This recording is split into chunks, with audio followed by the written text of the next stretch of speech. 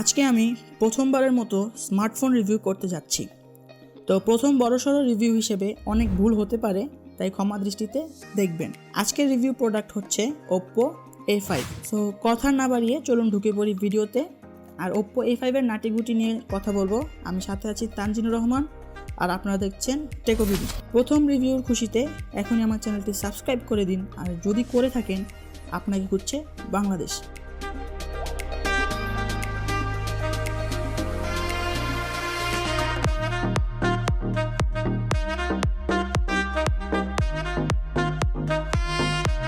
প্রথমে আসি এর পোশাক আশাক নিয়ে। বিল্ড কোয়ালিটি খারাপ ছিল না। এর ব্যাকে ব্যবহার করা হয়েছে গ্লাস এবং মেটাল বডি কম্বিনেশন। এক কথায় এর লুকটা হচ্ছে মারাত্মক, যা বলতেই হবে। Oppo A5-এর লুকিং এবং ডিজাইন এবং বিল্ড কোয়ালিটি খুবই ভালো ছিল, যা আমি মনে করি।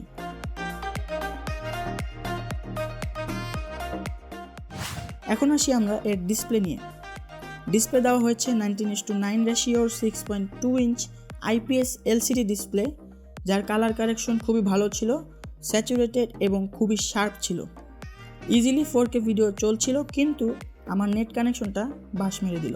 দুঃখিত গাইস, 4K ভিডিও এক্সাম্পল ঠিকঠাকভাবে দিতে পারলাম না, কিন্তু হ্যাঁ, পারফরমেন্স খুবই ভালো ছিল। ডিসপ্লেটি পাশাপাশি যেমন রেসপন্সিভ ছিল, তেমনি খুব শার্প ছিল এবং খুব কালারফুল ছিল। সাথে রয়েছে মিডিয়াম সাইজের এই নচখানা, যা কিনা এখন যে কোনো ফোনকে সালমান খান বানিয়ে দেয়। সাইড বেজেলগুলো ঠিকঠাকভাবেই লাগছিল, ঠিকঠাক পজিশন ছিল। বেজেলগুলো বেশি চিকনও ছিল না, বেশি মোটাও ছিল না। ওভারঅল ফ্রন্ট লুকিং ওয়াজ টু গুড। চলুন এখন আমরা ফোনটির ভিতরে ঢুকে পড়ি। ফোনটিতে ব্যবহার করা হয়েছে অ্যান্ড্রয়েড ভার্সন 8.1, যাকে আমরা ওরিও বিস্কিট নামে চিনি। অ্যান্ড্রয়েড ভার্সনটি ভালোভাবেই কাজ করছিল ভালো মতোই। এর মধ্যে কোনো ল্যাগ ভাইয়ের দেখা পাইনি। ঠিকঠাকভাবে অ্যাপসগুলো চলছিল। হ্যাঁ, ওভারঅল মোটামুটি সব কিছুই ভালো ছিল। তো অনেক বকবক করলাম, এখন আসি বড়দের কথায়। স্ন্যাপড্রাগন 450 চিপসেটের সঙ্গে অ্যাড্রিনো 506 জিপিইউ এবং 1.8 GHz-এর অক্টাকোর প্রসেসর। আসলে কি বলবো বুঝতে পারছি না। ডিজাইন কোয়ালিটি যেমন ছিল তেমন হার্ডওয়্যার কোয়ালিটি খুঁজে পাইনি এই Oppo A5-এ।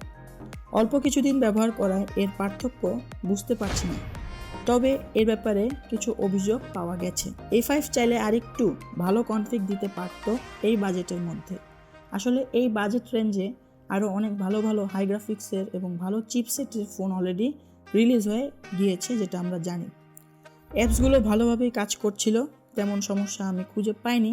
পাবজি লো গ্রাফিক্স ভালোভাবে খেলতে পারছিলাম, কিন্তু কিছুক্ষণ পাবজি খেলার পর অস্বাভাবিক আচরণ দেখা দেয় এই ফোনটির। এমনকি সঙ্গে সঙ্গে ফোনটি হ্যাংও হয়ে যায়। ব্যাকগ্রাউন্ডে বেশি অ্যাপস রানিং থাকলে কিছুটা ল্যাগ করা শুরু করে এই Oppo A5। তো ওভারঅল CPU এবং GPU নিয়ে যদি আমি কিছু মন্তব্য করি, তাহলে আমি বলবো Oppo A5 চাইলে আরেকটু ভালো কনফিগ তারা অ্যাড করতে পারত। সো ডিসলাইক সবার আগে। এখন আসি এর মেমোরির দিকে। এর র্যাম হচ্ছে 4GB এবং ইন্টারনাল স্পেস হচ্ছে 64GB। মোটামুটি গেম খেলার জন্য 4GB যথেষ্ট আমি মনে করি। আর যদি 64GB ইন্টারনাল স্পেস আপনার জন্য যথেষ্ট পরিমাণ না হয়ে থাকে, আপনি এক্সট্রা মেমোরি লাগাতে পারবেন অবশ্যই, যা কিনা মাইক্রো SD কার্ড এবং যার ম্যাক্সিমাম সাইজ আপনি 256GB পর্যন্ত সাপোর্ট করবে। Oppo ফোনকে আমরা ক্যামেরা ফোন হিসেবে চিনে থাকি সকলেই। সো এখন আসি আমরা এর ক্যামেরার দিকে। এখানে ক্যামেরা ব্যবহার করা হয়েছে দুটি। ব্যাকে রয়েছে ডুয়াল ক্যামেরা। একটি হচ্ছে 2.2 অ্যাপারচারের 13 মেগাপিক্সেল, যাতে অটোফোকাস রয়েছে, এবং আরেকটি হচ্ছে 2.4 অ্যাপারচারের 2 মেগাপিক্সেল, যাতে ডেপথ সেন্সর রয়েছে। সো ব্যাকে আমরা পাচ্ছি টোটাল 15 মেগাপিক্সেল ক্যামেরা। ফ্রন্টে রয়েছে 2.2 অ্যাপারচারের 8 megapixel camera. Oppo A5 camera phone নামে পরিচিত পেয়ে থাকলেও এই ফোনটি দেখে আমার কিছুটা সন্দেহ রয়ে গেল। পিকচার কোয়ালিটি মোটামুটি ঠিক ছিল, পিকচারে কিছুটা শার্পনেসের অভাব দেখা দিচ্ছিল। একটু জুম করলে ছবি ফেটে যাচ্ছিল, একদম ফেটে চুরমার হয়ে যাচ্ছিল। পোর্ট্রেট মোডে ব্যাকগ্রাউন্ডের ব্লার ঠিকঠাকভাবেই হচ্ছিল, এতে আমার কোনো আপত্তি নেই।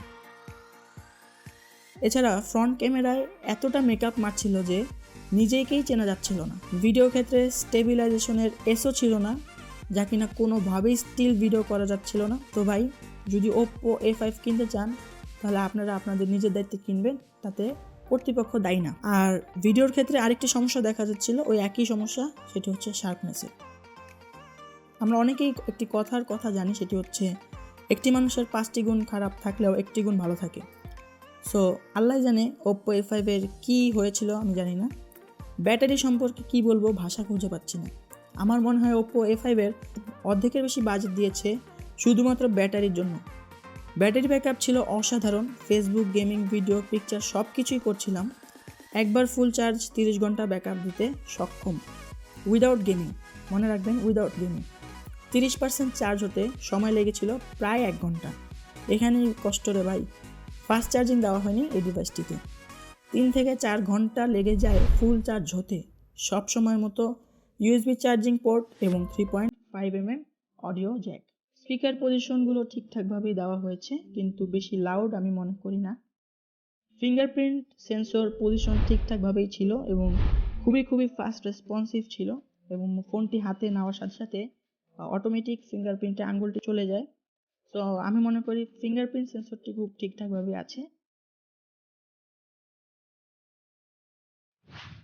এবং ভলিউম বাটন এবং লক বাটন হাতে নাগালেই আছে, তাই প্রবলেম ফেস করতে হয়নি তেমন একটা। ডিসপ্লে কিছুটা বড় হওয়ায় এক হাতে ব্যবহার করাটা খুবই রিস্ক, কেননা একটি দুর্ঘটনা সারা জীবনের কান্না, আমরা সবাই জানি। ব্যাক সাইড গ্লাস বডি হওয়ায় আঙুল দেওয়ার সঙ্গে সঙ্গে ছাপ পড়ে যাচ্ছিল, তাই must recommended use back cover. তো এই ছিল ওপ্পো A5 এর ছোটোখাটো রিভিউ, যা কিনা আপনারা ইতিমধ্যে দেখে ফেললেন। আর হ্যাঁ ভাই, এই ভিডিওটিতে কোনো রকমের স্পন্সর ছিল না, নিজেই কিনলাম, নিজেই রিভিউ করলাম।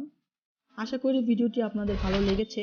যথাসম্ভব চেষ্টা করেছি ওপ্পো A5 এর বিশেষ কিছু দিক তুলে ধরা, যাতে আপনাদের মতো যারা বিগিনার অথবা যারা নতুন ফোন কিনতে যাচ্ছেন তাদের একটি ছোটোখাটো উপকার হয়ে থাকে। এইসব বিষয় ছাড়া আমি আর বিশেষ কিছু দেখিনি এই ওপ্পো A5 এ। যদিও ওপ্পো A5 এতটা নতুন মডেল না, আর রিসেন্টলি 2018-এ অনেক বিভিন্ন রকমের স্মার্টফোন, লেটেস্ট টেকনোলজি সহ বিভিন্ন রকমের স্মার্টফোন রিলিজ হয়েছে। যাই হোক, আশা করি আপনাদের ভালো লেগেছে। এরকম ভিডিও দেখতে এখনই আমার চ্যানেলটি সাবস্ক্রাইব করে দিন আর ভিডিওটিতে একটি লাইক দিয়ে দিন। আজকের মতো এখানেই ফোনটি রাখছি। দেখা হবে নতুন কোনো ভিডিওতে, নতুন কোনো টপিকের সাথে। আল্লাহ হাফেজ।